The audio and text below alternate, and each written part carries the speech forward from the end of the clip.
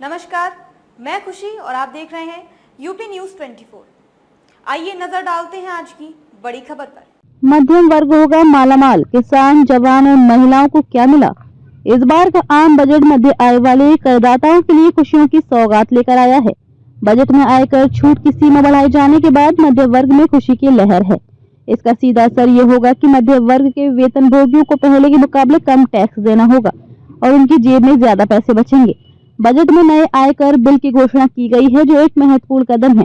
सरकार इस बिल को अगले सप्ताह लाएगी, जो वर्तमान में आय पर टैक्स लगाने के तरीके को बदल सकता है।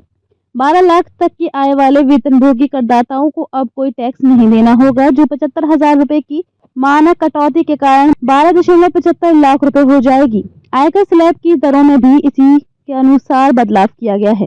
वरिष्ठ नागरिकों को भी राहत दी गई है। खासतौर पर ब्याज से होने वाली आय पर टीडीएस सीमा को मौजूदा 50,000 रुपए से बढ़ाकर 1 लाख रुपए कर दिया गया है। मकान मालिकों को बड़ी राहत। इस बार बजट में मकान मालिकों के लिए एक महत्वपूर्ण कदम उठाया गया है। खुद के इस्तेमाल वाले घरों पर टैक्स छूट के नियमों में बदलाव किया गया है। खासतौर से जिनके पास 2 मकान हैं, अब करदाता 2 घरों को सेल्फ ऑक्यूपाइड दिखाकर टैक्स छूट का लाभ ले सकेंगे, जबकि पहले ये सुविधा सिर्फ एक घर के लिए थी। अब ऐसे मकान मालिक संपत्तियों के वार्षिक मूल्य को शून्य के रूप में दावा कर सकते हैं।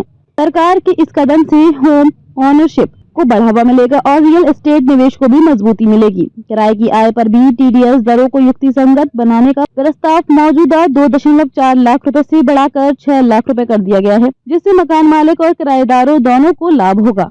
टीसीएस की सीमा बढ़ने से होगा लाभ। बजट में टीसीएस की सीमा बढ़ाए जाने का लाभ उन परिवारों को मिलेगा जिनके बच्चे विदेश में पढ़ाई कर रहे हैं। अपने बच्चों की शिक्षा के लिए विदेश पैसा भेजने वाले लोगों को टीसीएस सीमा का लाभ तभी मिलेगा जब ये धन किसी वित्तीय संस्थान के माध्यम से भेजा जाएगा। विदेशी सैलानियों को आकर्षित करने के लिए टीसीएस की सीमा बढ़ाई गई है। पहले ये 7 लाख रुपए थी, जो अब 10 लाख रुपए कर दी गई है। टैक्सेशन में सुधार का प्रयास। कुल मिलाकर ये बजट आम लोगों के लिए राहत देने वाला है। ये बजट जटिल व्यक्तिगत टैक्सेशन में सुधार करने का एक प्रयास है, जिससे छोटे करदाताओं और कर्मचारियों को लाभ होगा। करदाताओं के हाथों में अधिक पैसा आने से उनके लिए खर्च करना और बचत करना संभव होगा, जिससे जीएसटी के तहत अधिक खर्च और कर संग्रह को बढ़ावा मिलेगा। एफडी कराने वालों को फायदा।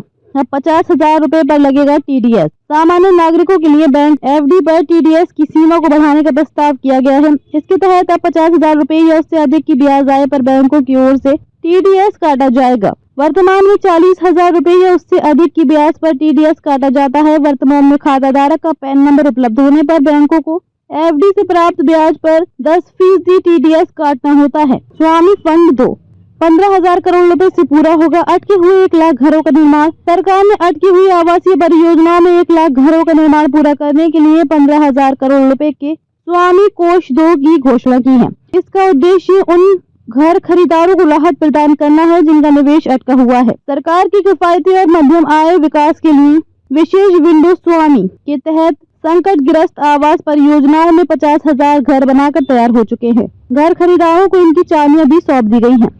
2025 में 40,000 और घर पूरे होंगे। इससे उन मध्य वर्ग परिवारों को मदद मिलेगी जो अपार्टमेंट के लिए ऋण पर ईएमआई का भुगतान कर रहे हैं और साथ ही मौजूदा घरों का किराया भी दे रहे हैं। इस सफलता के आधार पर सरकार बैंकों और निजी निवेशकों के योगदान से एक मिश्रित वित्त सुविधा के रूप में स्वामी फंड 2 शुरू किया जाएगा। खबरों में अब तक के लिए बस इतना ही। फिर होगी आपसे मुलाकात ऐसी ही एक और बड़ी खबर के साथ। तब तक के लिए नमस्कार और देखते रहिए यूपी न्यूज 24। ऐसे ही लेटेस्ट अपडेट्स पाने के लिए हमारे चैनल यूपी न्यूज 24 को सब्सक्राइब करें और बेल आइकन दबाना ना भूलें, जिससे आपको लेटेस्ट अपडेट्स का नोटिफिकेशन मिल जाए।